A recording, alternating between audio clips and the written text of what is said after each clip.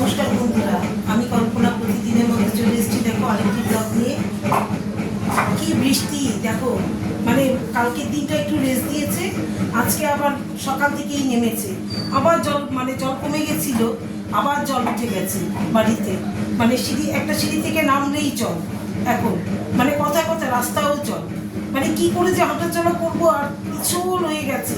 হ্যাঁ, এইবার তার মধ্যে দেখো আজকে আগের যে মাছ ছিল আমার, আজকে বাজার টাজার হয়নি, আগের মাছ ছিল। তারপরে সকালে এসেছিল দাদা বৌদি মাকে দেখতে। ওরা প্রত্যেক মাসেই আসে, দাদা বৌদিরা মাকে দেখতে এসেছিল। ওরা তো টিফিন খায়, এসে বাড়িতে গিয়ে ভাত খায়। ওরা এসেছিল এই 10:30 পৌনে 11টা, এসে চা খেয়েছে, তারপরে টিফিন করেছে, আর তারপরে এই 1টা-1:30টার সময় ওরা বেরিয়ে গেছে।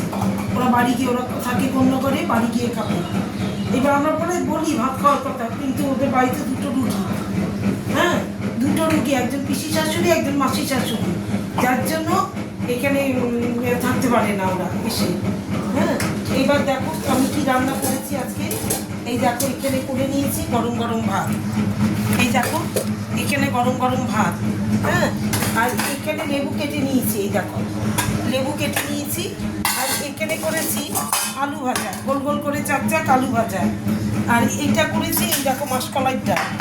হ্যাঁ, এটা মাছের মাথা দিয়ে, বিউলির ডাল যেটা মাসকলাই, এটা মাছের মাথা দিয়ে এই ডালটা করেছি। তারও আমি দেখাচ্ছি হাতে নিয়ে এসে।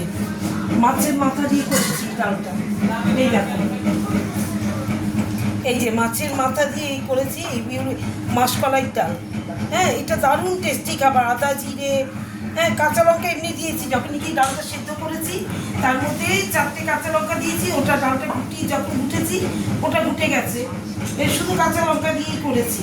আর এমনি আস্তে আস্তে কাঁচা লঙ্কা দিয়েছি, যখন দেখি সম্বাদটা হয়ে গেছে, তারপরে কাঁচা লঙ্কা দিয়েছি। আর এখানে দেখো করেছি মাছের মানে ভাপা, কাতলা মাছ।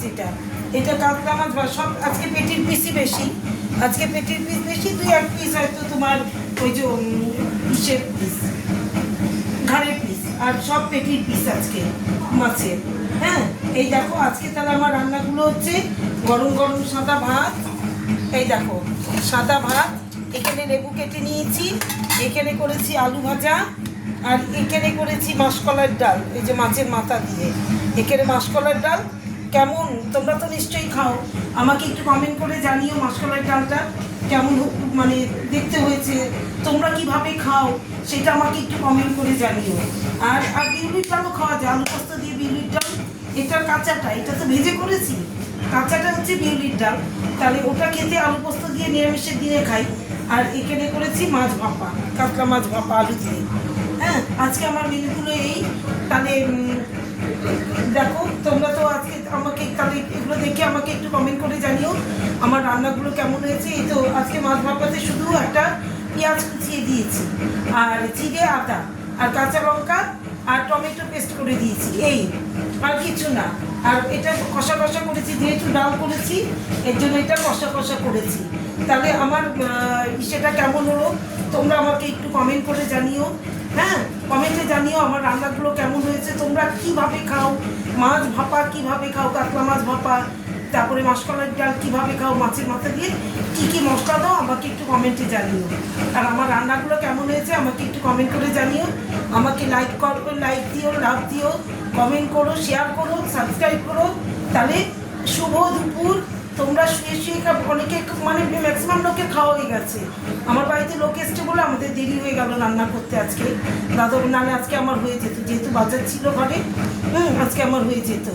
এবার তাহলে এখনকার মতো টাটা। আমাকে আমার ভিডিওটা দেখে আমাকে লাইক করো, লাভ দিও, কমেন্ট করো, শেয়ার করো, সাবস্ক্রাইব করো। তাহলে শুভ দুপুর, টাটা, ভালো থেকো সবাই।